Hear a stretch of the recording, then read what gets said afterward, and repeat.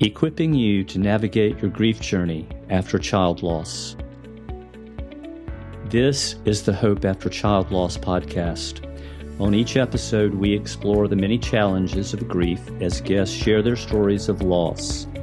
It's also a place where you will hear about God showing up in our darkest moments and restoring meaning, purpose, and hope to shattered lives.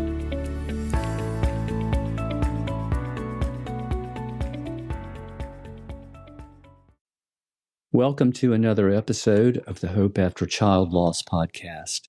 I'm Greg Buffkin, and I'm glad you could join us. Stacey Wands is my guest today, and she'll be sharing the story of her sweet baby daughter, Trinity. We'll talk about how she and her husband have been processing and navigating their grief journey, and how God met them there and began healing and restoring those broken pieces, which eventually led to Stacey authoring a newly released book entitled Losing My Child, Finding My God, From Grief to Belief, which we'll be talking about later in our conversation. And now, here's my conversation with Stacey. Well, Stacey, welcome to our podcast today. I'm so glad you could join us. Thank you so much. It's the honor is mine. Oh, I would disagree. I think the honor is all mine, but we're really glad you could join us. Stacey, you know, if you've ever heard our podcast, you know that at the outset, I always give my guests, a couple of minutes just to share something personal about themselves or their family. So the platform now belongs to you. Well, thank you. So my name is Stacey, and really, it's a little bit hard to describe my family without without going into the story a little bit. But Well, that's okay. So my husband and I have been married almost 25 years. In November, it'll be 25 years. Congratulations, Stacey. Thank you so much.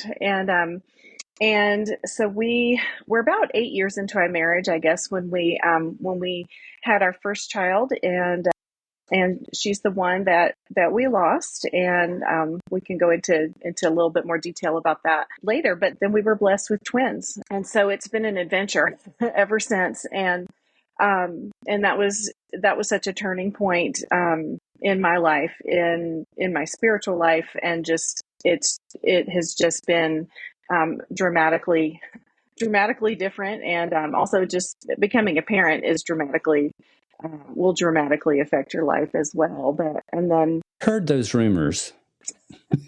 Yes, and then of course, and then being a parent that then loses one of your children is you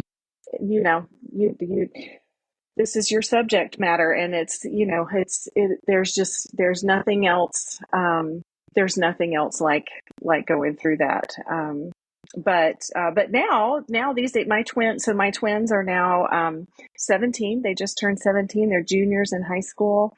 Boys, girls, both. Two boys. So we lost our daughter, and then we got two boys. and I'll just say to just sort of jump ahead a little bit, that my goodness, when those little boys were about 5 and scaring the daylights out of me every day, and going to urgent care for bricks to the head and eye pokes and you name it, I began to really from my mama's heart to really take comfort in, and our daughter's name is Trinity, and to really take comfort in Trinity's whereabouts, that she, as a mom, that she was safe and I didn't have to worry about her. Yes. And we have forever to catch up. And my focus now is to raise these boys the best I can, and, train them up and try to stay out of God's way and just partner with him in helping them become who he made them to be. So, Yep. Bless you. Raising two teenage boys at the same time. When I was a young mom or mom of littles, I was in a mom's group, and a speaker came to speak to us, and she was telling us about the similarities between toddlers and teenagers, and I just wanted to cry because I wasn't sure I was going to make it. They were so hard when they were 3, so much energy, and I was exhausted. So anyway, I'm sure you were. but Yeah, it yeah, used to be called the Terrible Twos, but I was corrected by someone earlier this week, and they said it's actually the Terrible Threes. that was true in my experience as well. I was Yeah, surprised. I was like, yeah. that was not quite right. So yeah, Well, Stacey, but now you are a native South Carolinian, I believe. I Yeah, am. from I the know. upstate, right? Yep, from Greenville. Yeah, yeah. Yep, grew up there. That's a beautiful part of South Carolina. It is. It is. But you guys And abandoned us and moved to the other side of the country, didn't you? well, oh goodness, my it's a very circuitous story, but so growing up in Greenville, I went to Clemson. It's pretty obvious choice. Only Yeah. 45 minutes away. I got a degree in landscape architecture and then moved to Connecticut all by myself after college to take my first job at a small landscape architecture firm. And I was there for a couple of years, and then ended up meeting my husband, who had also moved to Southeast Connecticut from all by himself after just graduating U of I. He was born in the Chicago area and raised in the northern suburbs. And so we met in Connecticut in a swing dance class, and we just fell in love, but basically married our best friends, so we remained in Connecticut for a couple more years, and we both had a bit of an adventurous streak, so we didn't want to go back to the South or the Midwest. But he got bored in New England, and he said, we were still in our late 20s at this time, and he said, California or Colorado? And I thought for a minute, and I said, well, I don't want to be landlocked. So we went to San Francisco. Oh, wow. So we were there for 9 years, and then when we had our kiddos, we're like, oh my goodness, we got to get out of the city, and we don't want to raise our kids here. And so we ended up in Colorado. So we've been Well, here since 2010. wow. Well, where in Colorado? We are in northern Colorado, so about an hour north of Denver, and semi close to the border of Wyoming, actually. And Wow. so, kind of, it's beautiful. It's considered the Front Range, and so it's just expansive skies and mountains all the time. It's so beautiful. Wow. I'm Yeah. somewhat envious. We love the mountains. Oh yeah. Oh yes. Yes. I've heard you talk about running Yeah. away to the mountains of North Yeah. Carolina, and Yeah. I'm, You I'm guys have that's real mountains there. well, they're just different. They're very different. Yeah. And But bigger. yes, and oh my goodness, the altitude will get you if you're not careful. So you have Yeah, to I really bet. be prepared to be up in the altitude, or it can cause problems. It So. certainly would for flatlanders. I mean, I live at 5,000 feet, and it can still be bothersome if you Wow. go up to 10 or above. Yeah, Um, I'll bet. so I'll bet. anyway, Well, thanks for sharing that with us. Let's circle back because, a few minutes ago you mentioned that your daughter was named Trinity, and that is a beautiful name, by the way.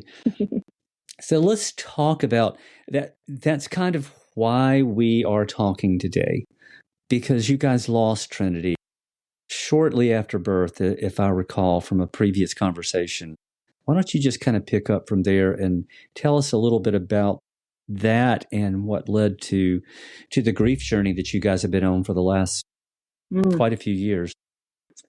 Oh goodness, yep. So so she was our first, and we had no experience with pregnancy, just a whole new thing. But the pregnancy was going really well, and so really there was close to the end. There was one thing where they saw something in an ultrasound, which so they wanted to check it. I had a cyst on the umbilical cord that was close to the insertion point, and so they wanted to monitor that, and then they wanted to yeah, it had there was no history, no medical history of those ever causing a problem, and it actually, even though went down this road, they really don't think this had anything to do with the ultimate outcome. So they wanted to induce me a little bit early. So and gosh, I just, so young, you just totally, I don't know now, being, older and wiser, if I would have just done everything they suggested. But back then I was just, following doctor's orders and trusting Sure. and believing that they were making the best decisions. And so they wanted to do an amnio to make sure her lungs were good. So we did that, and they were fine. They were great. Everything looked really good. So we were good to go a tiny bit early, and just a few weeks. And so they wanted to monitor the birth to make sure that this cyst didn't cause any problems. And so everything was going fine. And um, it was a long labor, and they tried to induce me a little bit, um, and so it took a little while. It took a while. It took a couple days, if I remember. It's hard to. I think I went in on a Friday night, and she was finally born on a Monday morning, early 5:04 a.m. Wow. And so That's I a think long time. they kind of, I mean, it wasn't constant. I think, they started and then they kind of backed off a little bit, and, they wanted to mimic natural labor, and really wanted to be as, non-invasive in the process as possible. So so Monday morning came around, and she was born, and she didn't cry at first. So we knew something was not quite right. And so they had her, on the warming table, and they're cleaning her off. And I remember hearing one of the nurses, patting her feet and saying, "Come on, baby." And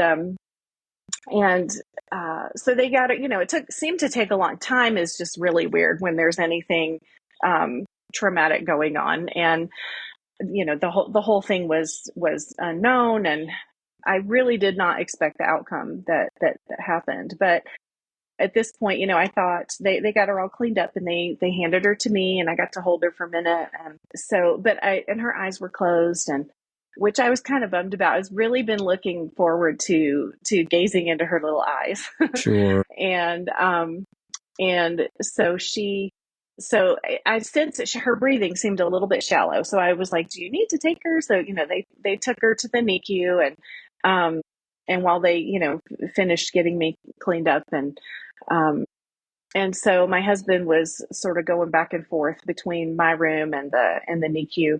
And he is a passionate man who could be expressive. And so I thought he was just being dramatic, but he was getting a little more hysterical every time he came back into the room, just really worried and upset. And so after a while, and what I would learn later, because again, the time is just crazy, but it was, so she basically lived almost 3 hours, not quite. Wow. But when the doctors came in, a team of the head of the NICU, it was just a team of doctors and nurses. I don't remember, maybe 4 or 5 people came into the room, and I thought they were going to give me an update and tell me how she was doing. But instead they came in and told me they had done all they could. Oh And that gosh. that was just not news that you can even comprehend or process, I'm at sure the you were moment. absolutely devastated. Yeah, yeah, just yep. And the next bit is a blur. um, Yeah. and but something really kind of unique about our story. I have pictures of this morning, and they're beautifully done. I had a friend who that we met swing dancing, who she was a photojournalist, so she took pictures, did newspaper articles and whatnot. But it was sort of trendy back in, this was 2006. It was sort of trendy for people to hire photographers to come and capture the birth Yeah. and the brand new photos. And so she was going to be there. It was, again, it's 5 o'clock in the morning. She was a bit of a night owl, so that was difficult for her. But so she missed the birth, but she did get there before she passed. I think, I can't remember, but she took beautiful photos of our daughter, and Wow. they're just beautiful. She's so sweet. She just looks like she's sleeping, and so these are absolute treasures. for us. And side note, I've since learned after going through this myself that there is an organization called Now I Lay Me Down to Sleep, which funny enough is actually, it was formed just down the road south of Denver here. Wow. And they provide volunteer photographers for people who, are, like a stillbirth or whatnot. They want pictures that they're beautifully done so that you can have them on your wall. They're not, you look back at some of the photos and they're not necessarily something you can put on your family wall, and Sure. so these are beautiful portraiture. And what a unique ministry. Isn't that amazing? I know, I need to reach out to them. Yeah. So yeah, what an incredible ministry there. I just happened to have that with my friend there. And so she actually captured a lot of, I remember her just vaguely asking for, may I photograph this morning? And so she knew how to capture, events that are going on as a photojournalist. And so she captured some really key moments. And there are photos in my book. I have one of the head of the NICU holding my hand, and there's a box of Kleenex, on my lap, and lots of used Kleenex too. And so just those tiny little, it's just a loaded, truly a picture's worth 1,000 words. And Yeah. And then there's other photos too of just, she captured the intense grief on our faces. And then as the loved ones began, running into, leaving work, taking off work, and to come be with us. Yeah, a day I'll never forget, that's for sure. And those photos now are treasures, aren't they? They are. I don't look back at the intense ones so much. They're very discretion. They're beautifully done, but they're raw but beautiful in what they capture. It's the side of life that, you can't just have all the happy without the other. So they touch you deeply when you see them, I can only imagine. Stacey, I think in our culture, to lose a child to stillbirth or to a medical anomaly right after birth, I think it's such a travesty. But I think we undervalue the impact, or maybe that's not the word. So many people that are looking in from the outside really don't have a clue about the impact of that grief because, from their perspective, I think too often it's, we didn't get to form a relationship with that child. They weren't around for very long. But that's not at all what the parents are experiencing, is it? My goodness, no. And I, even having gone through what I went through, I was reading a book someone gave me afterwards about infant loss that, and that, well, it was miscarriage, stillbirth, and then, early infant loss. And so Right. I remember hearing the term stillbirth, but I truly had no idea. I hadn't thought about what it really meant, what that meant. And I was, that impacted me hugely to comprehend what those folks go through. Yeah.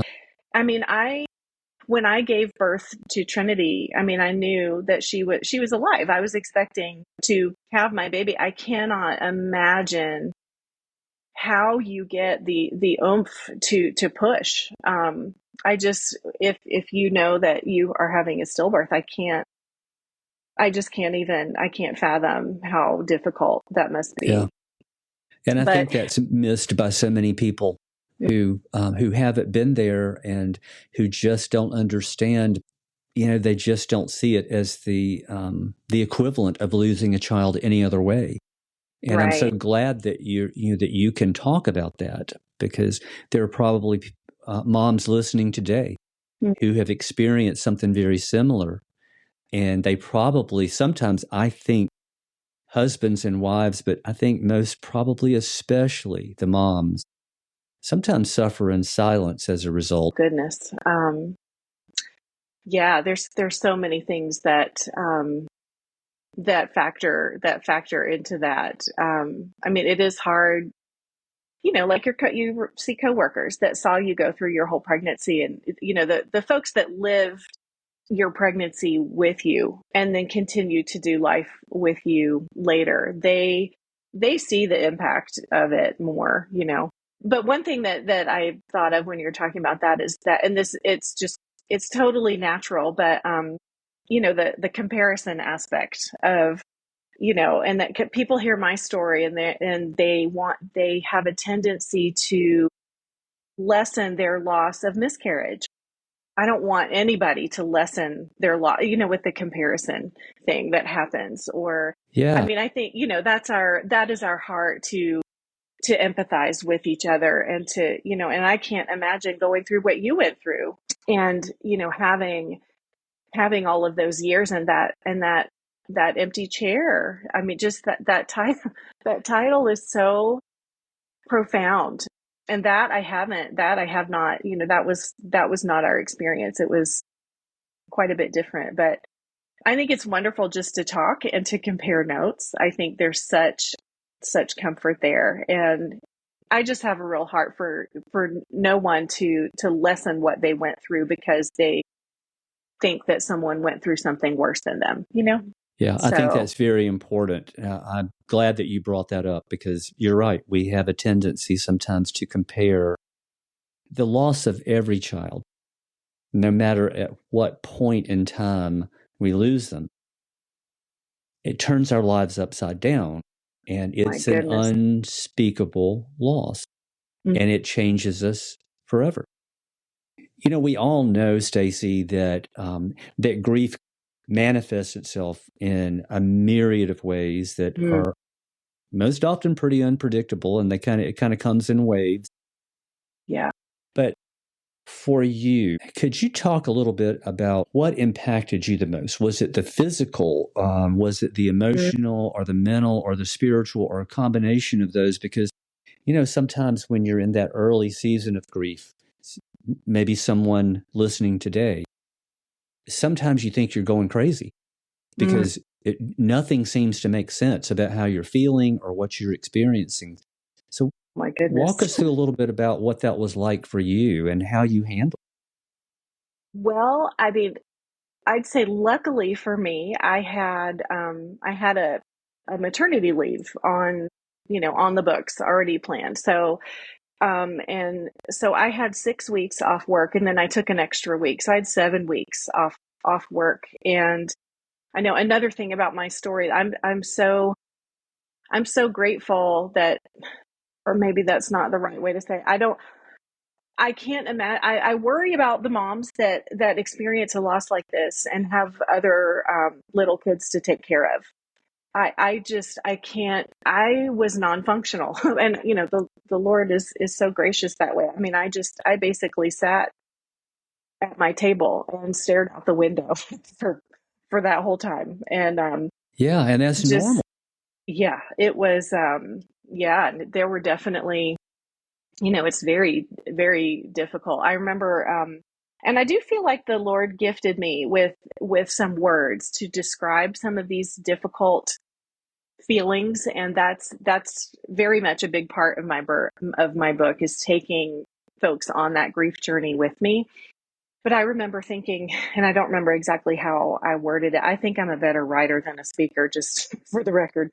But something to the effect of, I was grateful for people that just sent me books, so that, because it would never have been on my radar to think, and this was before online shopping was really a thing. And so it wouldn't have occurred to me to be able to go to a bookstore and look for a book, or go to the library. That would not have been, it was hard enough. It was like a triathlon to, get out of bed, get dressed, and make a cup of coffee. Like Yeah. that was like, that would wipe you out that kind of devastation was just unfathomable to me before. And I also remember thinking and describing it in the book that I was really glad that one of my girlfriends from my small group at church my women's group, picked me up, and I went back to small group only a few short weeks later. And I just remember being thankful that she picked me up so I didn't have to drive. And I didn't feel capable of driving, which I just remember thinking to myself, my gosh, I must be really messed up if I can't do something that basic. But you're just so distracted and devastated. Yeah, I'm glad you shared that, because I think a lot of us go through that or the equivalent of that. And what people don't understand is that you do feel somewhat paralyzed on any given day. Sometimes it's many days in a row to be able to get out of bed, as you said.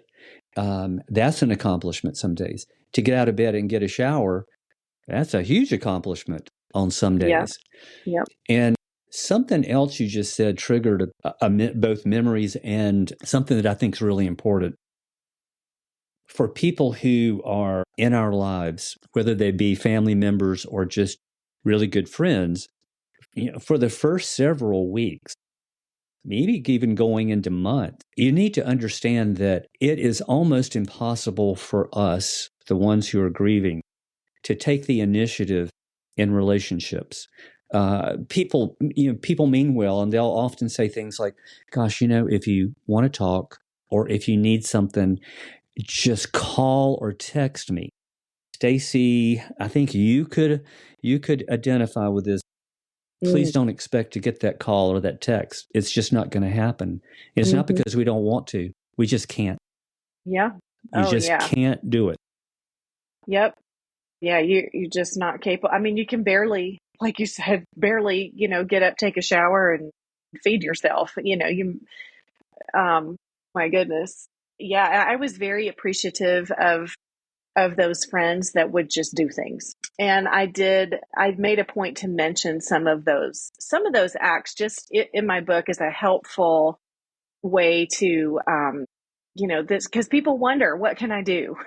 They do. And you ask the person, like you just said, you ask the person, what can I do? And we don't know how to answer. So, so I gave a few examples of some of the things that people just did.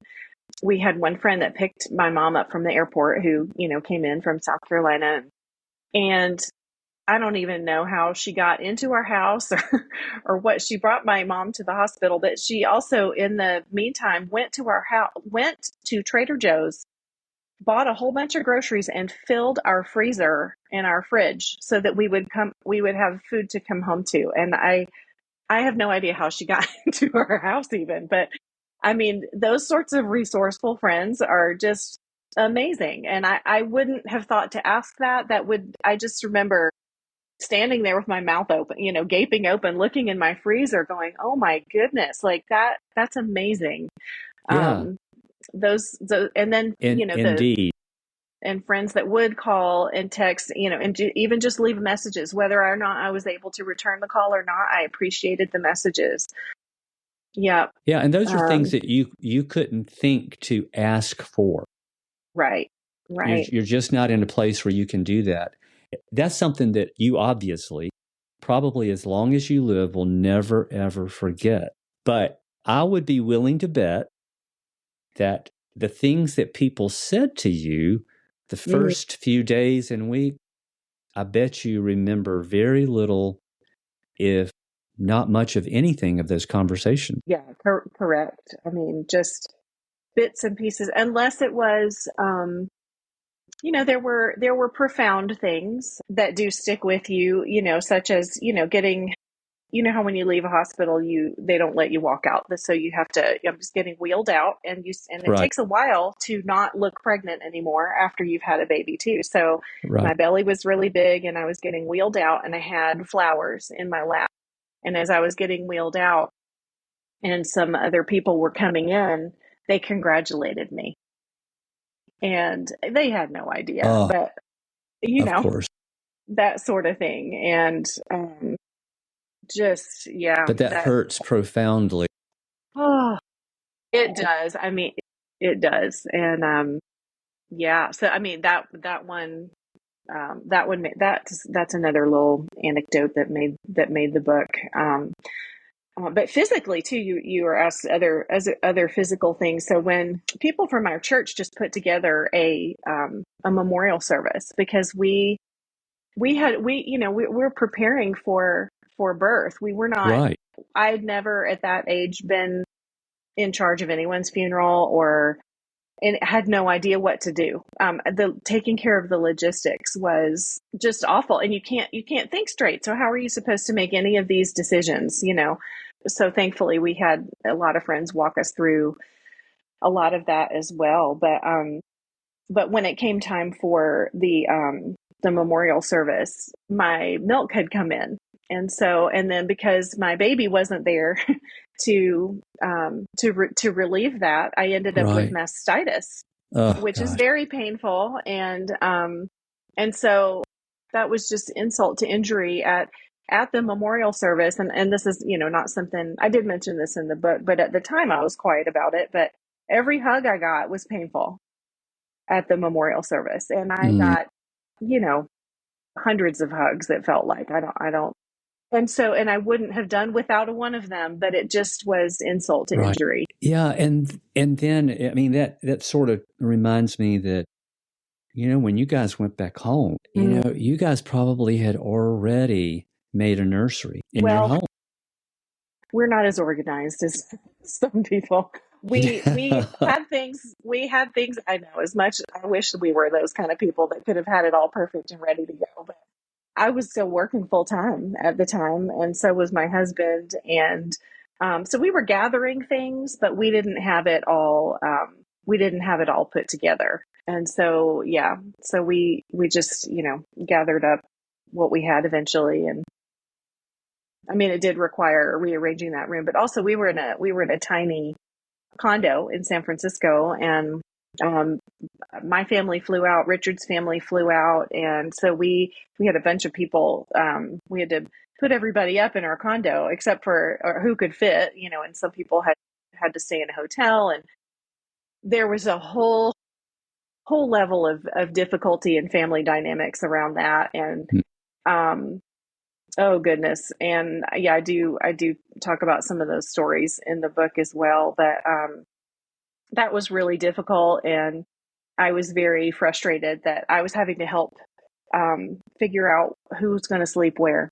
And when I just was like, really, you guys are a bunch of grown-ups. Like, I need to be in bed. Y'all should be taking care of me right now. And so I resented that, and I was angry. And, this is just some of the raw feelings that, like, Sure. the real side of things. But then, later, the moment passed. I apologized for being snippy, but I realized that they were all grieving too. So Yeah. we just put a whole bunch of non-functional people together, and Yeah. it's not Yeah. going to go well. That can make So for an interesting environment. yes, Lots of yeah, grace has to be given, and oh, sometimes you're so not in a much, place where you can give so much because it's a time where you feel like you're oh, barely functioning, yeah, let alone it trying to was. be have any kind of cognitive level thoughts. Mm-hmm. You know, Yeah, Stacey, we very kind of hard. touched on this a few minutes ago, but one of the things sometimes that people who are there in that fresh season, and this can last for months, sometimes much longer than that, but Mm-hmm. those public places that we, out of necessity, have to go back to, Mm-hmm. grocery stores, pharmacies, anywhere there is a kind of a social type of gathering or where there are a lot of people, restaurants, that can be incredibly uncomfortable. And I know a lot of people struggle with that. My wife struggled with the grocery store for a long time, Yeah. and she's told me that she would drive up in the parking lot, park her car, and not be able to get out of the car. So she would just go Oh, back home. That was one of those things that didn't bother me. So I could help take that off of her plate. What was that like for you, Stacey? And how'd you navigate through that? I wanted to take her with me, so I wanted a locket. I had got in my mind that I wanted a locket. And so my photographer friend, I had her print me up some teeny tiny little photos of my favorite picture that she took, and I wanted to put that in the locket, and I wanted to take her with me everywhere. And I wore that, and it was heavy. I wore that thing every day for a year. And so I needed to feel like I was kind of taking her with me out in the world. And before I could enter, I couldn't re-enter the world by myself. I felt like Sure. Sure. completely. And there's a few facets to that. I remember I think what led to the locket idea was I absolutely loathed the idea of moving on, Yeah. and I felt like I was moving on without her and leaving her in the past. And I ended up deciding that, okay, no, there's a huge hole in my heart and so that's going with me everywhere. I don't know. It sounds silly, but the things that No, it comfort us, doesn't. the No. things that the things that comfort us, and Yeah. so I got this locket, and that was a real source of joy for me. And so along with that, I remember it sort of describing it, again in the book, that it became kind of a bit of a scarlet letter, because I would get comments on it a lot, and I had a T engraved on it. And so people would very often ask me, "Oh, I like your locket," or, "I like your necklace. What's the T for?"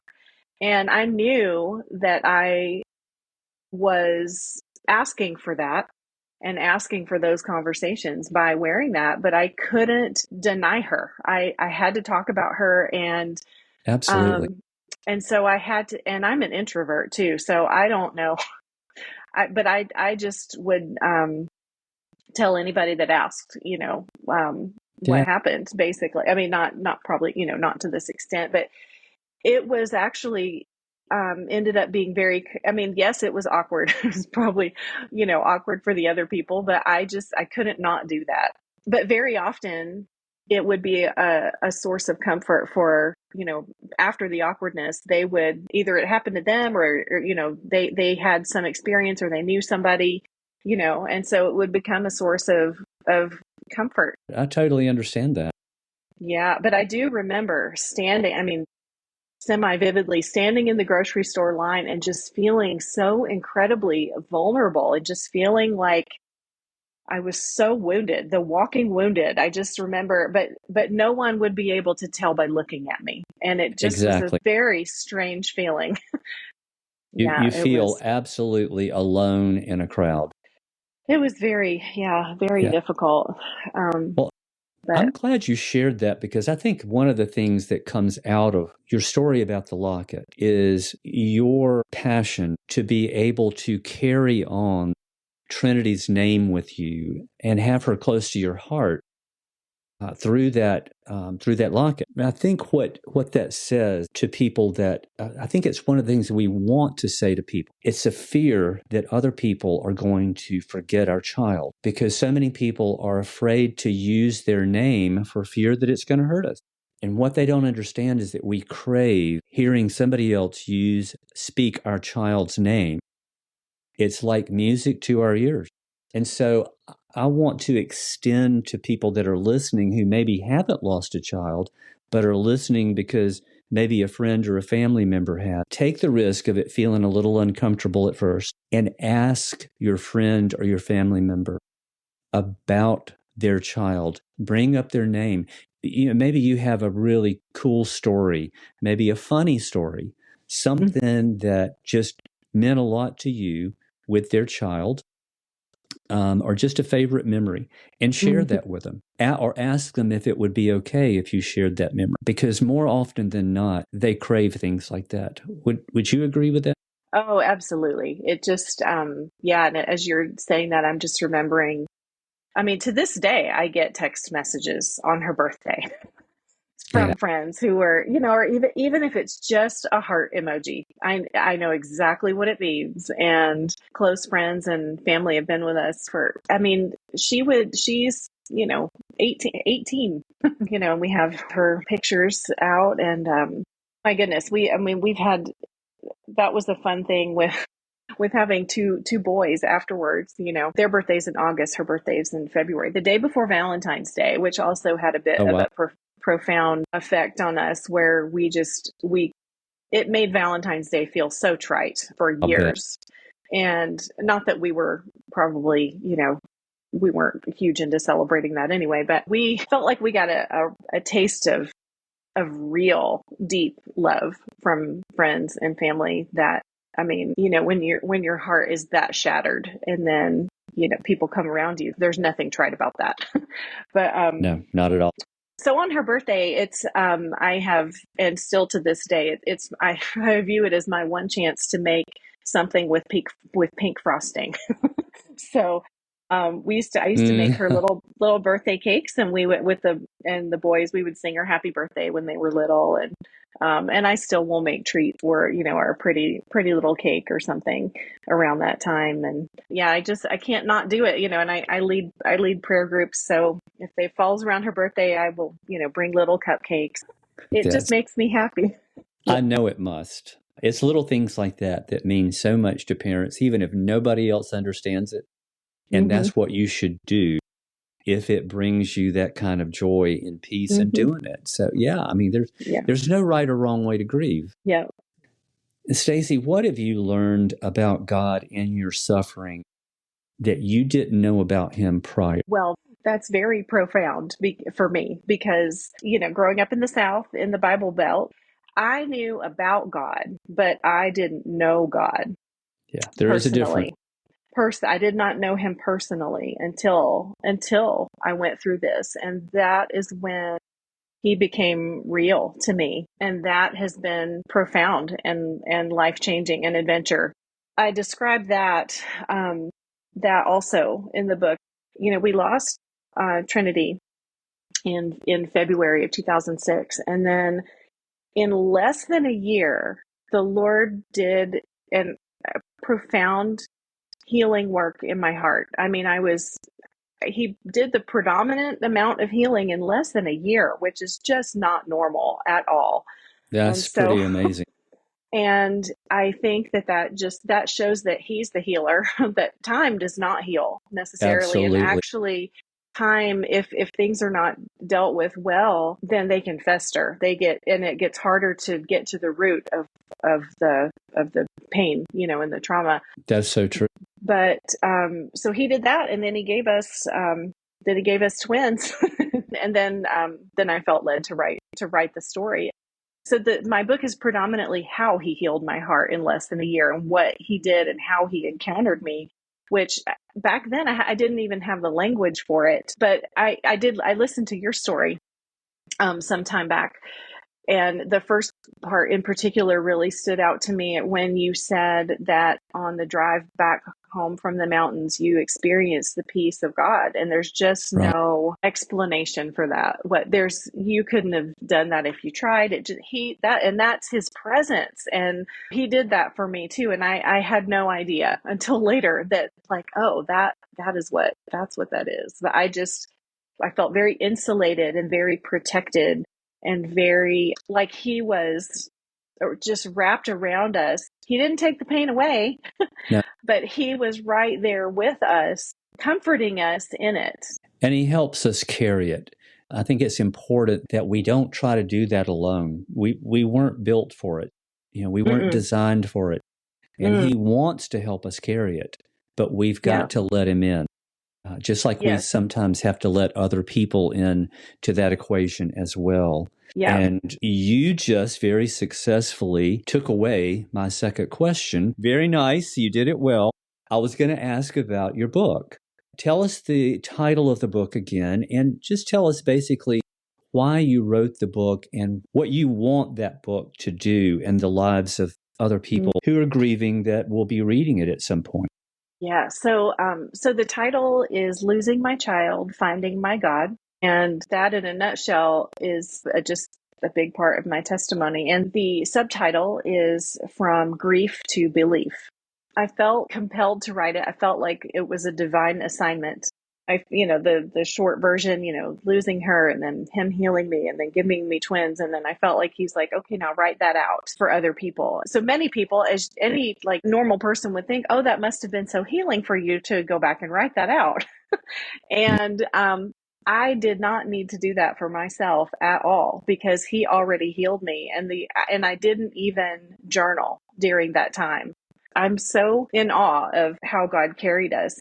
but I think too, so my hope and my prayer, whenever I sign a book, I just say, may he encounter you in these pages, because, Oh, and wow. that has been my prayer, that he would encounter people the way he encountered me and heal their hearts as well.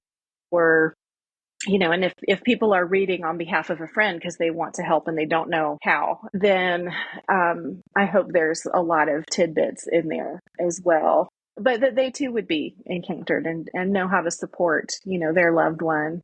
And there's a few, I think one of the, like you were saying a minute ago about, you have to let him help you, and you have to let him in. That's so profound. And so, I remember sometime later, I was at church and I was helping clean up after church. And somebody on the worship team asked me how I was. And I was like, I'm good. I'm doing well. I'm like, the Lord's taking really good care of me. And he put it back on me and he was like, but you let him. And he like pointed at me. He was like, but Yeah. you let him. And I was like, oh, and that there really is something profound about that. And I called the meat of my book, I called them revelations instead of chapters. So it's Yeah. Revelation Wow. 1 through 10, because they really were such profound experiences. And I didn't know what else to call them. Just back then, I remember feeling the nudge to write these things down as they were happening. And so I finally wrote on my to-do list, write down, and revelations was the only word that would come to mind. And I remember thinking, that's such a strange word. I can't think of anything else. And I didn't realize until later, my mind was completely veiled to epiphany or aha moment or any of those normal things that we would say. But so anyway, I believe it's Revelation 3 in there. The title is Trust Me. This is a very key moment in my story, when it was a few weeks after, and I had decided at this point, actually prior, when I was pregnant with Trinity, that I wanted to read the whole Bible for myself, because I had never done that and only heard bits and pieces. And I wanted to know how it all went together, everything I'd heard in every sermon. So I set out to do that. But I didn't think I could follow a plan because I didn't know the Bible. I wasn't familiar. It's intimidating if you've never done that before. It's a big fat book, and there's all these weird names in there. And, I didn't, it's very, I didn't think I could follow a plan. Wouldn't have known where to look things up at the time. And so I found out about those 365 Bibles that are divided up into 365 readings. And I thought, okay, I can do that. And I can just put a bookmark in there and start on January 1. And so since it was February, and of course I had, put it down, and I bought it in the summer, and I couldn't read on the wrong day, and I definitely wasn't going to start halfway through. I wanted to read it front to back. And so, we have our quirk. So it being mid-February, I thought, okay, this will be a good time for me to get caught up on this reading, and this will be the year that I read the whole Bible. So as I was reading one day, and Richard was off at work, and it was the rainy season in San Francisco. So I was sitting in my favorite deck chair that I had brought in for the winter, and I had my coffee on the windowsill, and it was just gray and drippy. And as I was reading, and it's funny, even though that sounds really sad and depressing, I think there's something that happens when the Lord heals your heart, that gray and drippy becomes cozy. Yeah. There's not depressing anymore when you feel comforted. So that, just a little side note there. And so I was reading, and I remember I was reading somewhere in the Bible where the Lord was quoting himself, and it said, trust me. And as I read those words, it was as if every cell in my body recognized the voice of their maker. And it stopped me dead in my tracks. I didn't hear it with my ears, but I just felt God speaking. The awe of God was so strong in that moment. And I just sort of, quietly whispered, okay. And so I think that was I didn't realize the impact of that moment when he said, trust me. And I said, yes. I mean, very simple, but Yeah. very profound. That, I believe too, I'd like to put that out there as an invitation to anybody else who doesn't understand, why or how, or why can't we be spared these things now? Just the why and just trying to reconcile it in your mind and trying to understand, but just to trust him in that regard. Yeah. We may not know until later. you know. Yeah. It is an act of faith to trust him, because sometimes it's a hard thing to do on a practical level when we Mm-hmm. are in the midst of something that is so painful Mm-hmm. and you're suffering. It's hard to do that. But when we choose to do it, and it's like so many other things in life, so many things that matter, we have to make conscious decisions that sometimes fly in the face of our emotion. Because when we do, God always comes through, and our emotions tend to follow the choices that we make, not the Yes. reverse. Yes. So I'm glad you shared that. And Yeah. I mean, it sounds like an amazing book, Stacey. And Oh, I hope those of you that are listening, that are thinking that maybe you're at a place now where you can read something, look for Stacey's book. I'm sure it's on Amazon yep. and any Barnes and other. Noble. Yep. Yeah, of course. Yep. But yeah, and Yep. remind us of the name one more time. Losing my child, finding my God, from grief to belief, and it's also available on my website. I have links on my website, and my website's just my name, staceywands.com. So that's And pretty easy as well. And I'll have Stacey's link in her episode description. So take a look there if you're driving and you didn't get a chance to write this down. But do check out her book. I just want to say too, just real quick, that I mean, I feel like the Lord just gave me some insight right, there's things about, I mean, just knowing a grieving audience and the non-functionality of grieving folks. Like one of the things when I was, bouncing it back and forth, with the editors, and I was looking at page layout, and the words were too close together, and is overwhelming. And I was like, I need more breathing space on the page. So I Right. just want to say, and it's not long. I just want to say it's an easy read, and there's a restfulness about it that is, and a peace that is. It's not going to be, for somebody who's like, I can barely, get out of bed. How am I going to read a book? I think that this would be a comfort and not a chore, and it's an easy read, I feel like. But I think that's important for people to hear, because, as you said, just about anything becomes a chore to even think about when we're particularly in that very acute early season of grief. Anything that gives comfort and just makes us feel peaceful can be a huge blessing. So please check out Stacey's book. Check out her website as well. You have an amazing story, Stacey, and thank you. Thank you so much for your heart to help other people who are where you've been. And thank you for your transparency and honesty as you've shared your story today. I think it will be a blessing and an encouragement to anybody who will be listening to it. Well, I just bless them. Yeah. Thank you, Stacey. Thank you.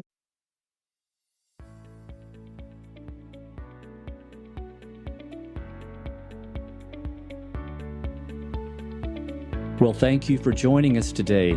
If you would like to offer your thoughts on today's episode, simply click the link under the episode summary. And if you're interested in sharing your story on a future episode, email us using the provided link. Join us again in 2 weeks to hear another story of how God meets us in our pain, creates something beautiful from the broken pieces, and restores meaning, purpose, and hope.